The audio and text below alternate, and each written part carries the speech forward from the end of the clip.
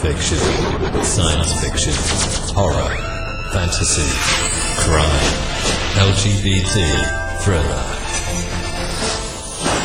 You have now entered the House of Mystery with your hosts, Eric Shapiro, David North Martino, John Copenhaver, and Al Warren. Heard on KCAA 106.5 FM Los Angeles, 102.3 FM Riverside, and 105.0 AM Palm Springs. So joining us today is an accomplished writer who's written several books, and you might know him from a lot of his books, you might not. He's got a different kind of book with a different subject, something more personal, and so we're going to talk to him about that. And it's called Forever After, an Inspired Work, and our guest is William Murray. Glad that you're here. Thank you. So William, let's start with the book. So Forever After, where did it come from you? Like, where did it start?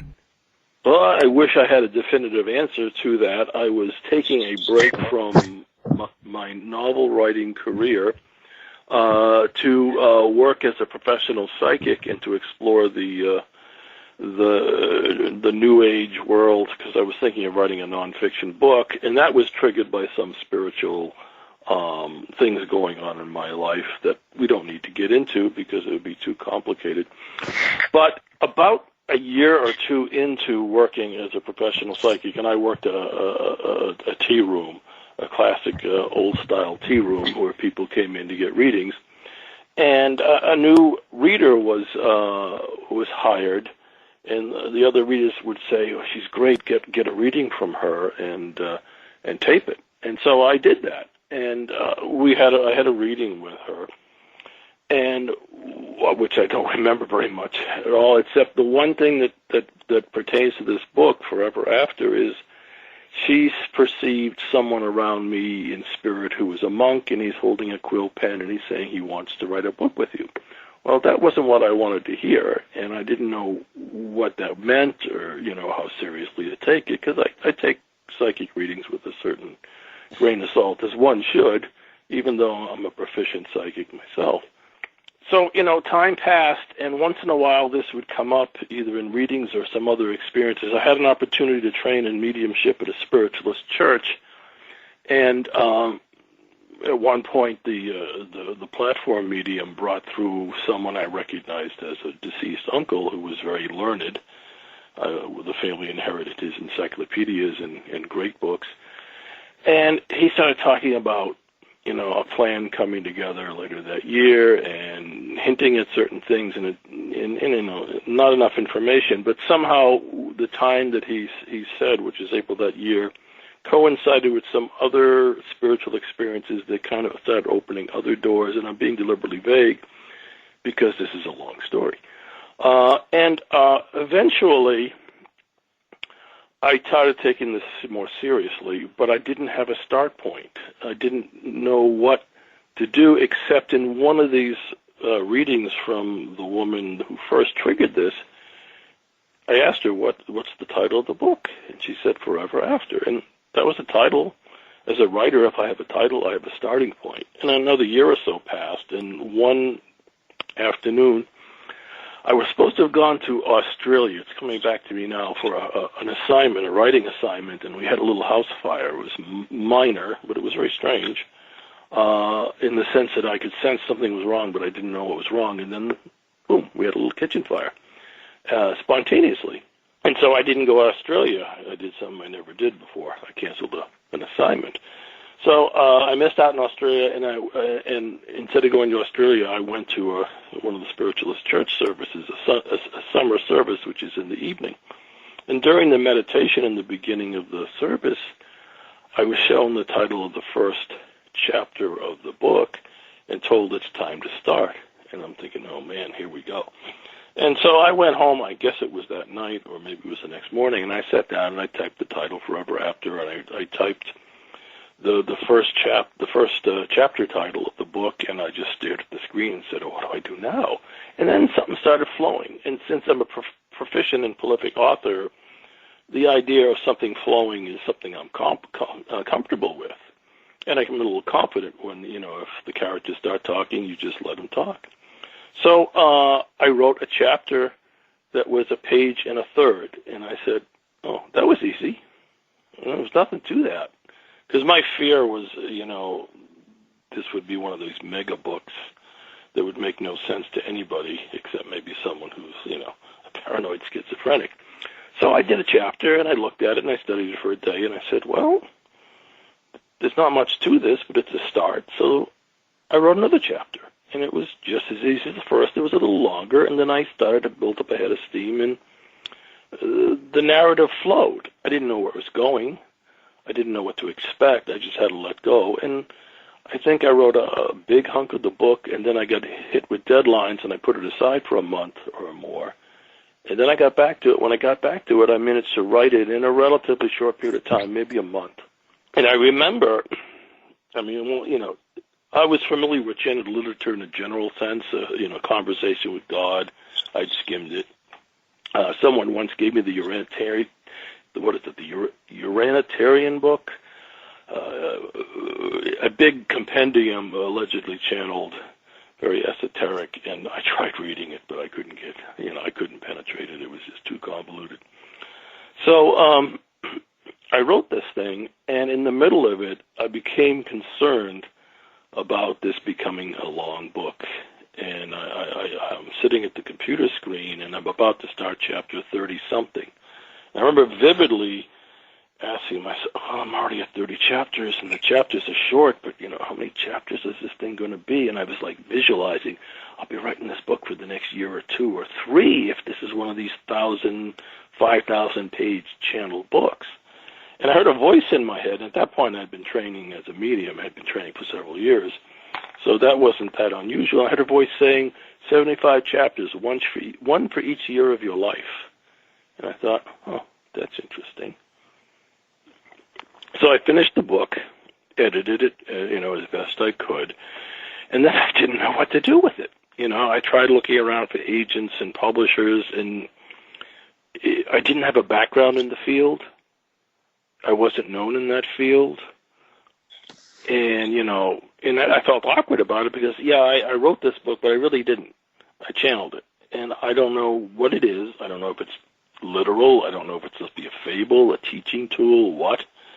It turned out, as you may know if you've read it, kind of Genesis, but told on a kind of cosmic scale, more of a universal version of Genesis than an Earth point of view Genesis. And the protagonist is God. He wakes up in the first chapter and has amnesia. He doesn't know who he is, doesn't know where he is, doesn't know what he is. He starts asking questions. In the course of asking questions, he starts exercising his creative imagination and his ability to create things. And he starts creating the universe block by block, first with the sun, and then with matter, the first non-light, material, and then he proceeds, and then he proceeds, and then he proceeds, and he starts to learn. And a lot of it's playful, and some of it is serious, and some of it's a little creepy. But piece by piece, he starts to create the universe, and through that process discovers himself and goes in search of even deeper understanding of who he is, because he doesn't know who he is. That's a long answer, isn't it? Yeah. No, it's fine. I think it explained it well. So, of course, you didn't have an intention. It's not like your regular books where you sort of have a place to begin and end. So you didn't know. But now that you've written it, and so what is it you hope that people will get from it? I don't have real hopes in that regard. It's not my book. I would hope that people who like this kind of thing, who are interested in this kind of material, who are curious about the origins of life in the larger sense, would read it and have their imagination stimulated. I wish I could say this is literal. This is what happened. I can't. I don't know. If it's a teaching tool, if it's a mind expander, that's fine. I hope people's minds expand. It's a very interesting fable, if nothing else. I just hope, because I went to the trouble of channeling it and getting it published. It's only an ebook at this point. We'll probably do a soft cover someday. But I would hope that people who are interested in channeled material and interested in God and interested in creation and interested in who we are as human beings and who we are as spiritual beings might read it and have their minds expanded even a little, and open their mind to the bigger picture without the trappings of religion or the trappings of opposing points of view. But mostly it's an exploration of who we are and who God is and how we relate, but told very simply and very dramatically, as it turned out. I mean, it starts off very lightly, almost playful, but it gets darker, and then it gets lighter, and then it gets darker, and then it gets lighter until the last spurt of chapters where things. I mean, it turned into a story, which I guess it always was. I just didn't know when I was writing it. It has a finale. It comes to a conclusion that really surprised me. I wasn't expecting it. William, did you learn anything from the channeling of this? So either about yourself as a psychic and remote viewer and channeler, or about the creation, or one, I suppose, perception of our creation. What did you learn as a person? Well, if I were to take this as either a true story, or as a teaching tool that's trying to teach us something about ourselves and God and our relationship to God, it seems to be about, I guess you would say it's hard to encapsulate because the book covers so much territory, even though it has one point of view. I would say it opens my mind to the fact that we may all be, more powerful sparks of God or offshoots of God than maybe we give ourselves credit for, that we are more powerful as spiritual beings. Because we are participants in this expansion, evolution that takes place on a cosmic and a universal scale. As far as what I learned, personally, I learned I could channel a book, and I wonder if I will be asked to channel another. It hasn't happened yet, and if I am, I guess I'll just have to rise to the occasion. But it certainly presents. I mean, I flash back to the reviews I've gotten where people say this is a very different look at God. He in the beginning of the book, he's young, he's learning, he's playful, he's inquisitive, he's curious, he's powerful, but he doesn't know how powerful he is. He's exploring that, and it's a story of a very approachable, childlike God in the beginning who just amasses knowledge and power and creation over the course of 75 chapters until he discovers who he is, and in discovering who he is, he sort of communicates who we are. One of the things that comes through when you're talking is this you're describing the book. It's about that development of self. So, is there an element that you could liken the God character in your book to your own life? So it's 75 chapters for your 75 years. Is there any part of that book that you think maybe you're almost presenting your own story? No, I don't think so, because even though I'm a creative person and I've been very prolific as a creative person, I mean, I don't create suns and planets and people and whatever. I certainly, now that you say it, and since I've been reminded in answering your question that God in the beginning is very young and childlike, and he's just starting out and doesn't know anything, like a baby doesn't know anything. And then when he arrives at the end of the, I was a baby once and I didn't know anything, And but then that's the creation of things is our creative. We create things around us, don't we? It's our personalities and our sense of self that creates other things. So that's why I was just thinking: is the number 75 relevant? Is that important part? It's of the relevant because storyline? that's supposed to be my allotted lifespan. Because I had a vision before I wrote this book. One morning I woke up, I had a vision of a tombstone, and I saw the birth date and the death date, and I counted up, and it was 75 years. So when I got that message channeling this book, I said, well, that fits. So I think in that sense, and I think nothing's written in stone. I could, contract COVID next week, and that would be it. But I think that, a lot of us come here with contracts or, things to do, and when those things are done, it's time to go. And, for some of us, it may be a very fixed date. It may have some elasticity, but it's generally, if you're going to live to 90, I guess most people who are going to live to 90 will live to 90. And if you're not going to live past 28, well, that's your contract. So you mentioned that when you've learned that you can channel a book, and obviously not all mediums can channel, and there's various different types of mediums and readings, etc. So have you used channeling before when you were developing your mediumship and your psychic? Well, yes and no, I guess I could say. I trained intensively in remote viewing, and we communicated with spiritual beings in some of that, and some of them were very high beings, and some of them may have been extraterrestrials, and I don't know the difference between the two based on my experiences. I think there was an experience when I was in my 20s that may have been a kind of a foreshadowing.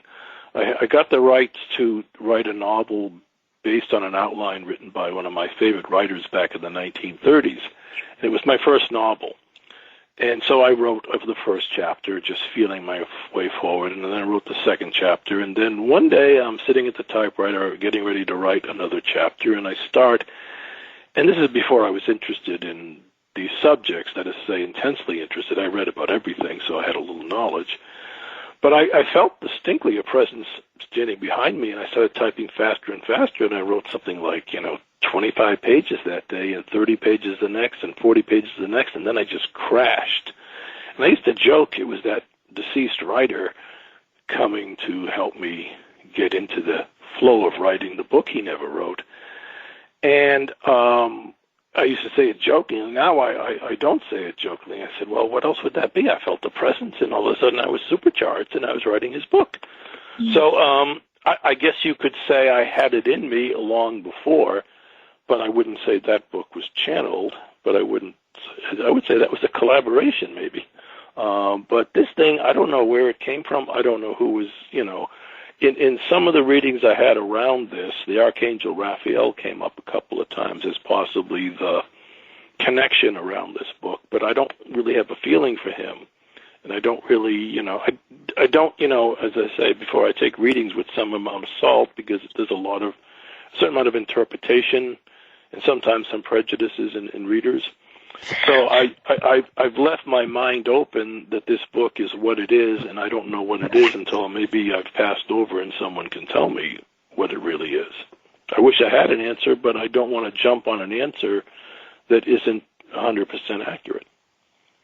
When you were writing it, did you experience the feelings and the understanding of what the book was describing, what the person channeling was describing, or did you struggle with that because it wasn't your words?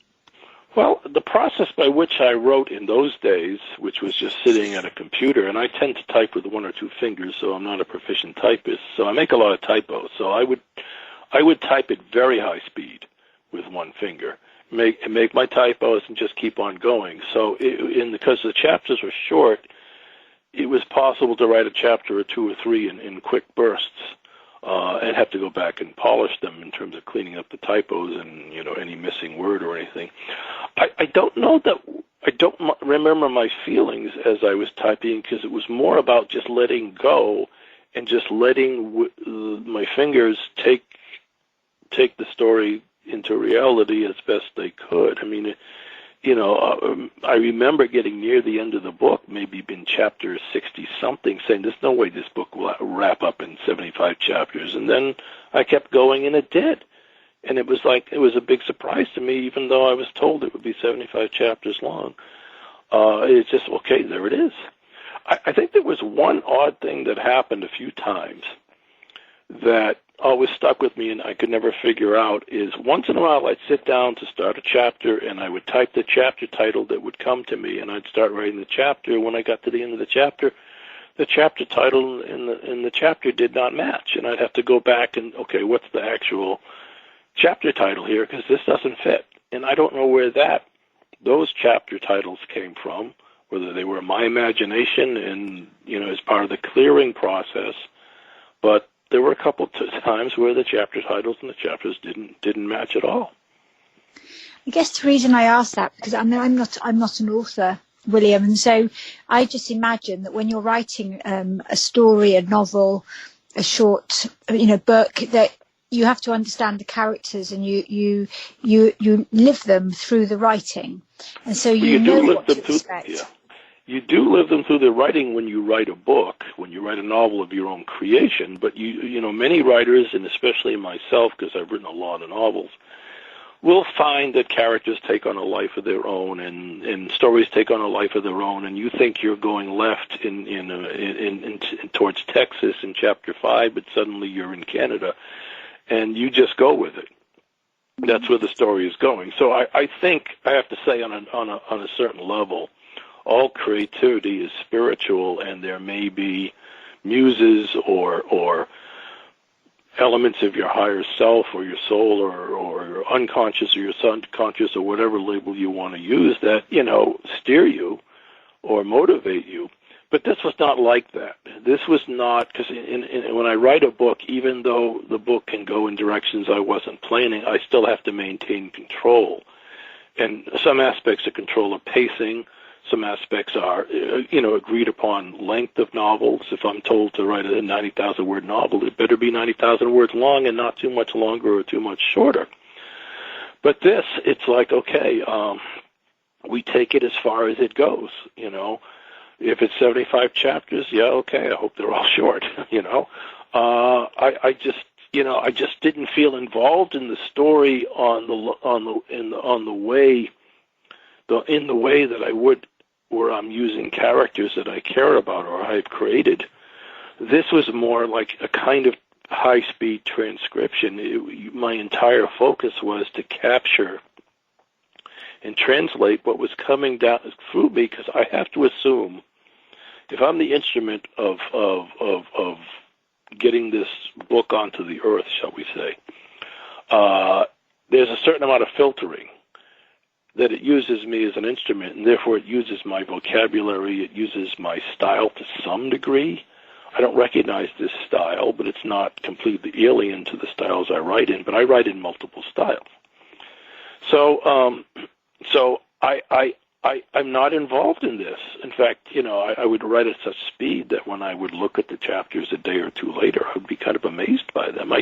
I glanced through the thing before you called, and I hadn't looked at the book in a while. And once again, it amazes me because I can open up to any chapter and kind of start reading and fall into the thing and be captivated by it, because it's not something that I feel I created in the sense of, these are not my ideas, these are not my concepts. These aren't even, this book isn't particularly earthly, in terms of our world. It's more cosmic. It's more like something that might have happened billions and trillions of years ago in some other creation, or some creation before this creation. I don't know. But I just didn't, I just didn't relate to it on the level of being a participant in the writing. I was more of I was like a radio that turned the words into letters and onto a computer screen. The radio doesn't know who's singing, but the radio sings. That was me. I'm just typing. It's got to stay focused. Got to let the thing flow through me and don't think about it, because if I thought about it, I might want to change things. And as a trained medium from a spiritualist church, did you ever, during those times when you were typing, try and understand and communicate with who you were channeling? Not personally, no. I know I asked a number of readers, what their insights were, and I don't remember a lot of what they said. The angel Raphael came up more than once, and once it came up spontaneously with someone I just started working with. First time she read me, she said, I'm getting the angel Raphael around you. I said, that name's been coming up lately.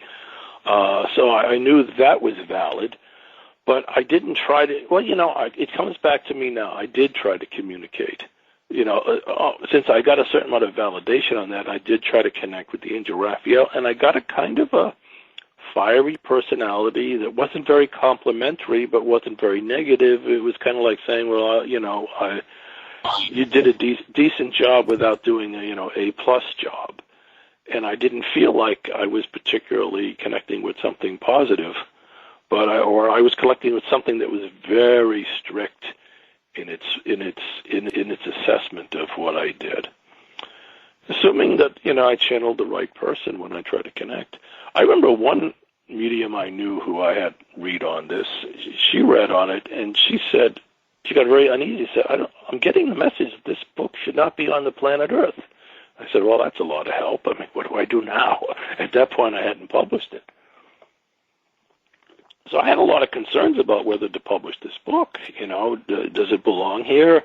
Is it going to reach people? What's the purpose of it? Is it for good? Is it neutral?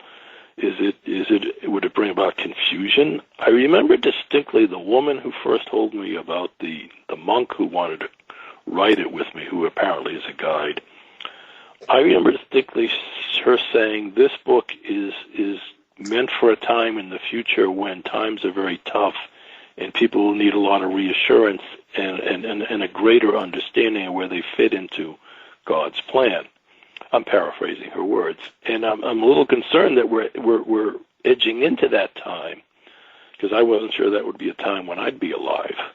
But I'm still alive, and we're edging into real difficult territory. So maybe this book is meant for now, or maybe 5 or 10 years from now, when maybe things are very tough and people need to get above and beyond some of the religions that are more divisive, and dig it into a more of a purest sense of who we are in relationship to God. I'm really not an apostle of any particular point of view here. I'm as interested in knowing the truth as anybody. I wish I had it, and I don't want to based on some inputs I receive from some people who I think are good, make a definitive statement that this book is this, it's supposed to be that, and it's supposed to do this. I don't know. I'm open-minded. I'm just a radio. So I've produced the book, and I hope people will find it compelling. And you mentioned that the monk was a guide, and I just so obviously he wasn't your guide, and my guide, definitely my guide, because he came through later. He came through later a few times. Irish monk, past life connection. Again, this is the information I received, how valid, how much of it is true, or how much of it I have. I might have 10% of it, and there's 100% of a story here that I don't know. But he was an Irish monk. I guess we were monks together. It was a long time ago in Ireland. I have Irish roots. And apparently he's been wanting to do this book. And we did it.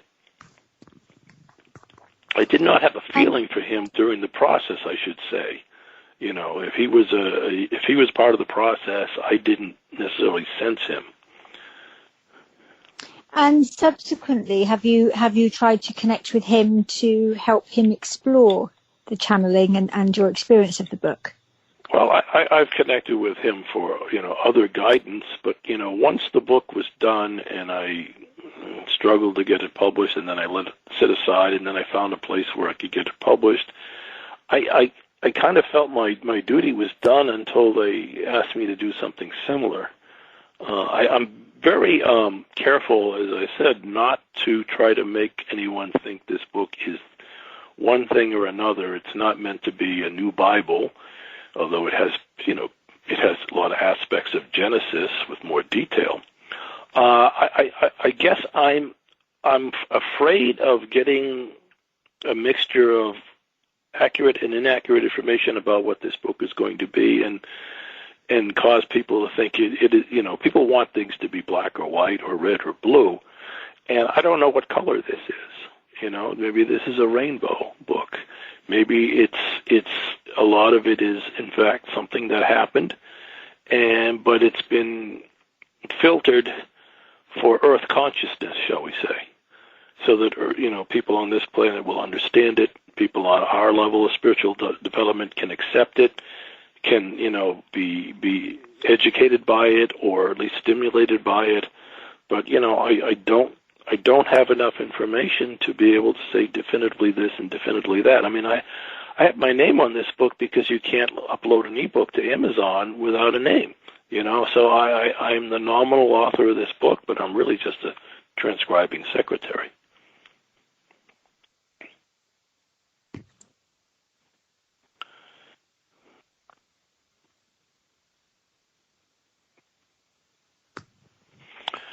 I don't think it has, that I could see, because the book is like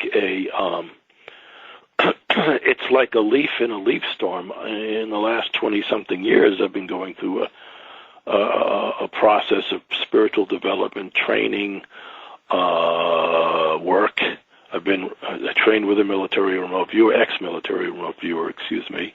We did a lot of esoteric stuff as well as a lot of ordinary stuff. I trained as a medium at the same time, and I noticed that the two disciplines, although very different, they helped one another. I think I became a better medium because I did the remote viewing training, because it taught me the protocols to approach that you normally use to approach remote viewing a target. I use that to essentially remote view people who'd passed, to connect with their consciousness, which is a very different. Most mediums, as you probably know, in a sitting or a one-on-one, you open up and whoever comes through comes through.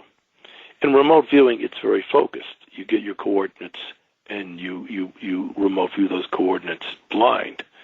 So what I did is I adapted the coordinate thing, which was not practical to adapt to mediumship, but I would say to a client, give me the first name of the person, give me their sun sign or their birthday or their hair color, just give me a longitude and a latitude, which is what coordinates are, and I will get them for you. And that worked most of the time.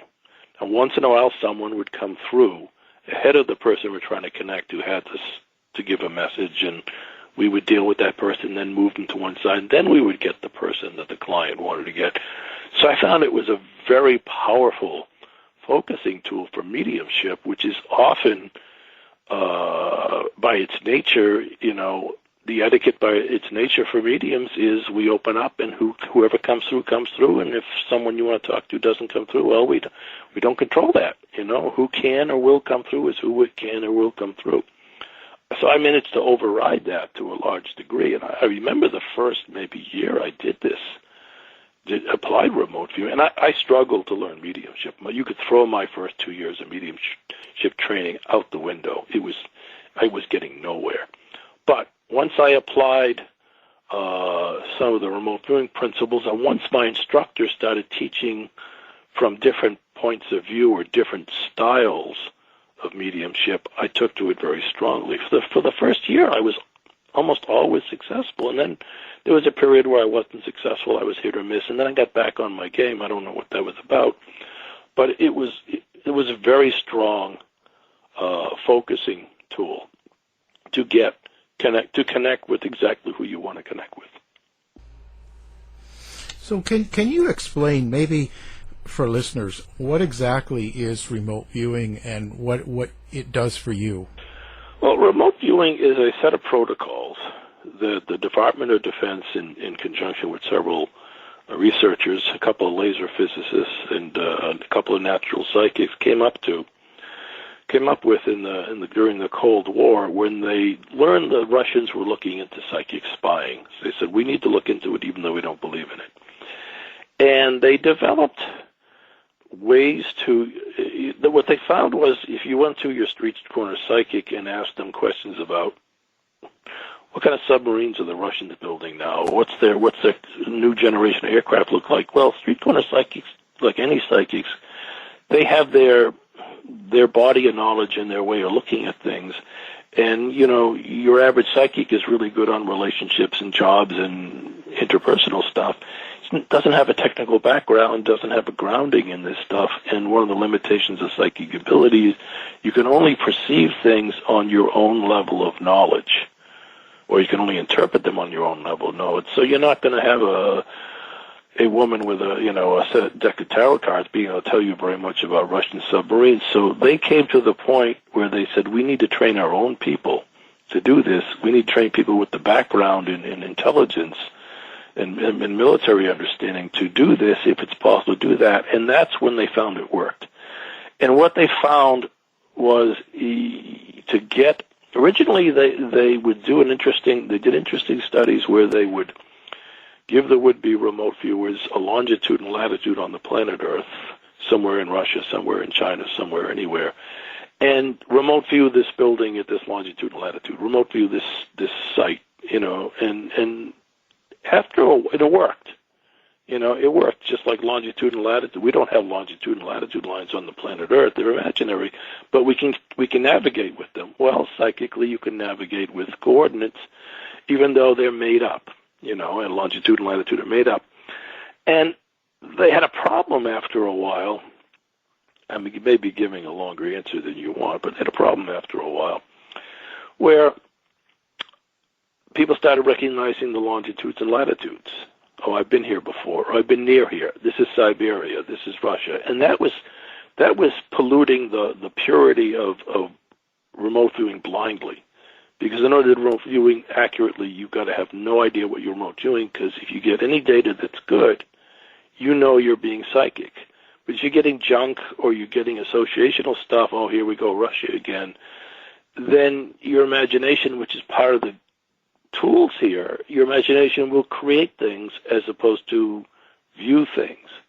I often say, imagination can be like a screen on a TV. It shows you something, but it also can be like a window. It's transparent. You look through the glass and you see something. And the thing you see through the glass is psychic. The thing you see on the screen is what you're painting on the screen.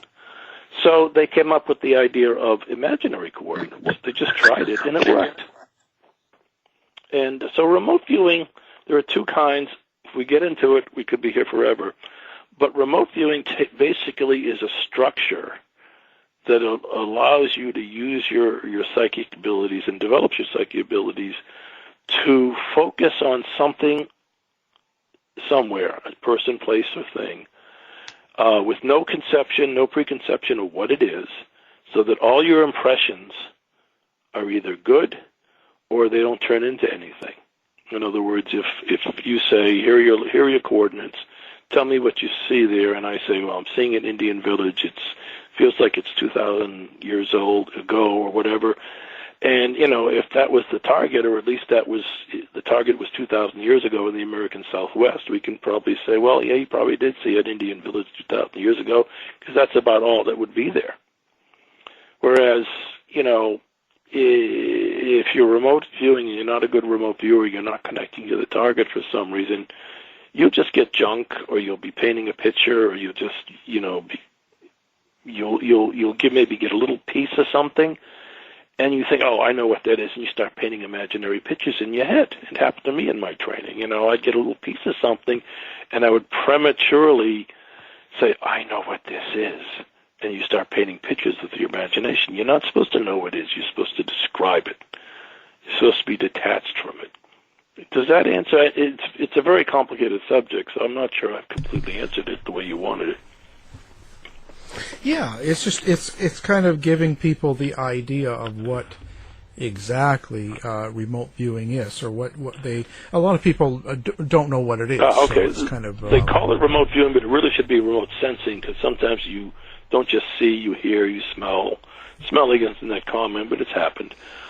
Sometimes you can taste something remotely, but it's not advised to go tasting things remotely. You don't know what you're looking at.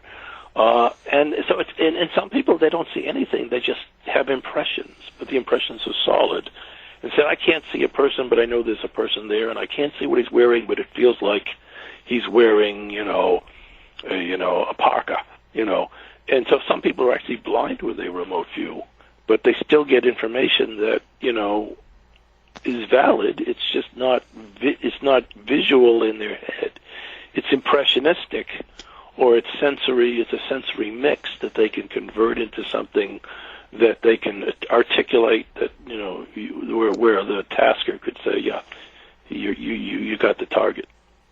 I think a lot of people describe it as a knowing. It's something that you... there is a knowing thing here, too. Know. Yeah, which is why it's so delicate, which is why you have to be careful in the beginning when you're remote viewing something, that you don't jump to conclusions. You don't, seize on a fragment of visual data or auditory data or, sensory impressions. Like, I sometimes have detected the temperature at remote sites. And if it's really, really cold, you think, oh, this must be Antarctica, and you can't go there because you start seeing snow, and it's not Antarctica. Maybe it's Greenland or some other place. Yeah, I think that's probably one of the key things that is that slowing down, isn't it, in training, where you can very quickly make an assumption of something that you're seeing or hearing or sensing, and it's about coming back from that and just giving the information that you've got and not putting your own spin on everything. Yeah. Because It's always describe, never identify. Absolutely. So now when you're remote viewing something that's happening currently but somewhere else. Usually, but, in training, they would give us targets in the past, and they would often label them this target is to be reviewed in past time. Just to make sure, because you can displace in time. It's happened to me. I've remote viewed things in the present, and I've actually seen things in the past at that location. Because one of the interesting things about remote viewing, and I learned this in training, is that your subconscious is going to connect with the target before your conscious mind starts to react to it. And if your subconscious is either bored or repelled or afraid, you're going to displace either in time or in space, possibly in both. For instance, when we were training, they ran us against the sunken Titanic. And one of the things you do in one kind of remote viewing is you do session sketches. You sketch what you perceived, and you often will put a little X to say, "Here's where I was. Here was where I felt I was when I was looking at the Titanic." And when we looked at all our session sketches, some people had the X underwater, and some people had the X on the water line, and some people had the X above the water line. And my instructor said that's usually indication of how comfortable or uncomfortable you are being in the water. If you don't like being underwater, if you're not comfortable swimming, if you're not comfortable with the concept of being under the water for the period of time that it takes to remote view the Titanic, you're going to stay above the water. You might be on the water, you might be above the water, but you're not going to be in the water. And when you poll the students, they'll all, their responses, how they feel about being submerged, will reflect where they put their X's. So sometimes you don't connect with the target, or don't connect properly with the target because your subconscious or your unconscious is saying, I don't want to go there.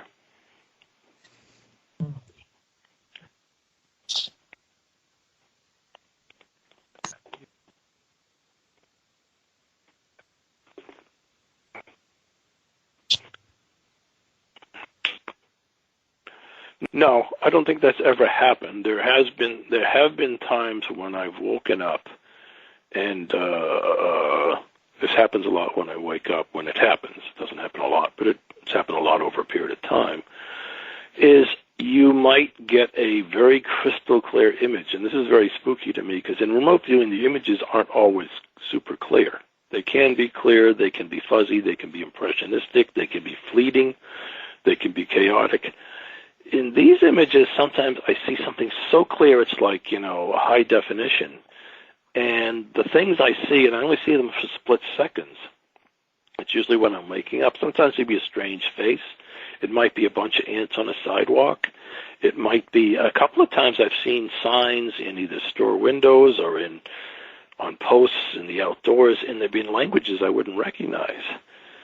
And I don't think I'm dreaming this stuff. That is to say, I don't think I'm emerging from a dream and this is the last fragment of the dream. It feels like during a very brief interval when I wake up, when I'm in a very deep state, a theta state, or a delta state, whichever would be, you get you get these super sharp, distinct brief images that are very well composed, very clear, but absolutely having no relationship to anything you can think of from dreams or from whatever. So I suspect in my dreams, I may be, not my dreams, but in my sleep, I may be remote viewing things.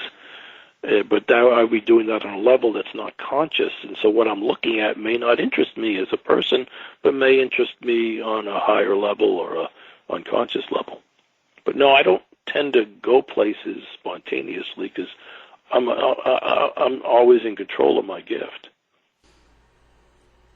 So when you're actually remote viewing, do you get seen by the people that you're viewing on, and do they interact with you? Only rarely, but only in my instructor, who was David Morehouse, when he was teaching 20 years ago, he'd like to run us against what are called exotic targets or non-feedback targets, and these are targets for which there is no proof of what is at the target as a general rule, except what other viewers have seen. And sometimes he'd put us on another planet or another civilization or in the past or whatever. And once in a while, we would encounter beings that are extraterrestrial or spiritual or both, and there would be, some little interaction. But I think the average person is not, even the average psychic is not necessarily going to be clearly aware they're being remote viewed. They may have a sense of being watched, but I think you have to be very advanced to be able to perceive someone like me watching you, because I'm not really there except as a point of perception. This isn't like astral, even though it is like it in some ways. This isn't astral travel. Astral travel, which I've never experienced to my knowledge, is you roll out of your body and you start to reconnoiter your immediate environment, and then you go where you want to go, if you want to go anywhere, or you go back into your body. That's astral travel.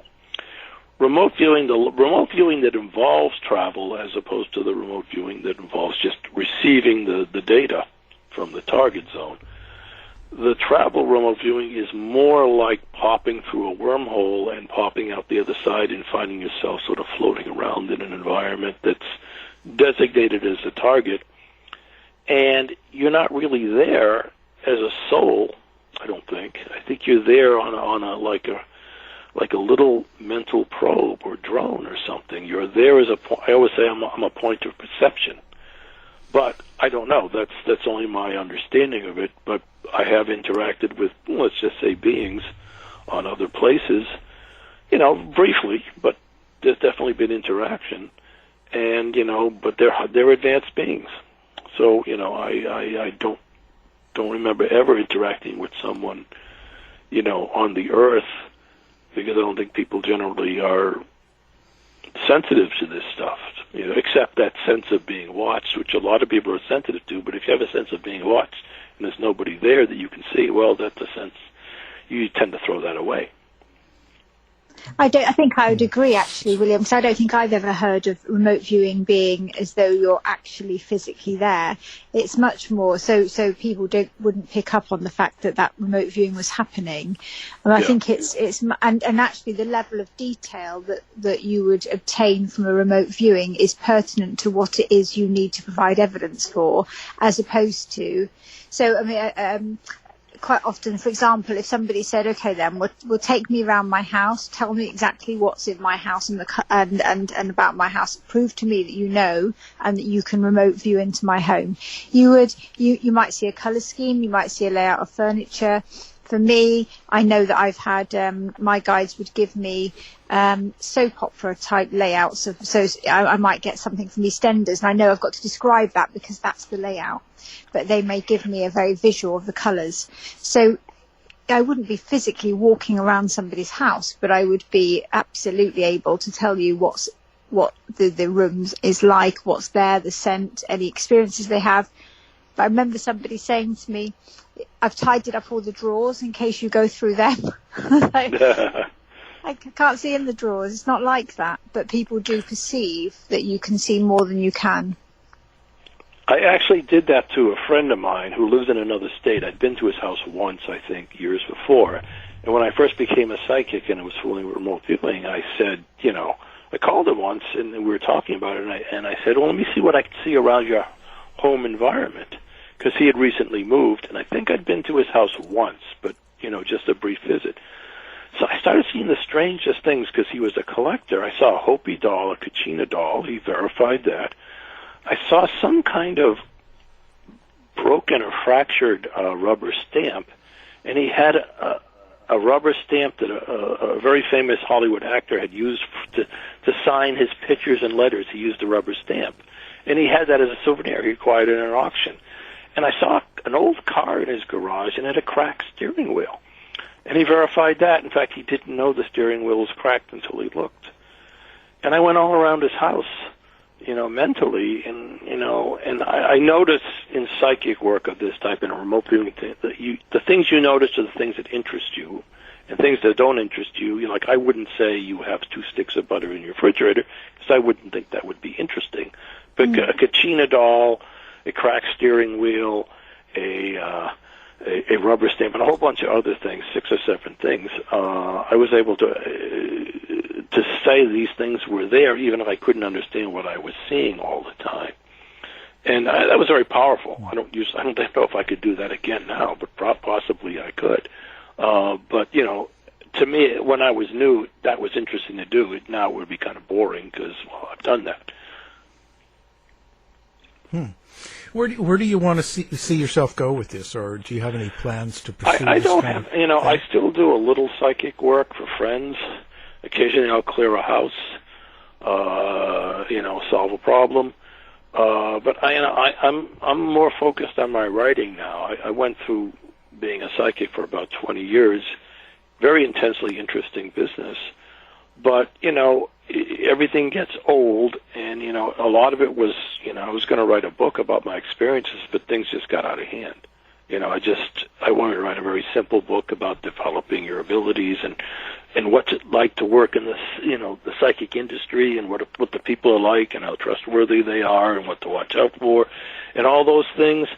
And then I got into remote viewing and mediumship, and we just went off the cliff into all sorts of really, high strangeness kind of experiences.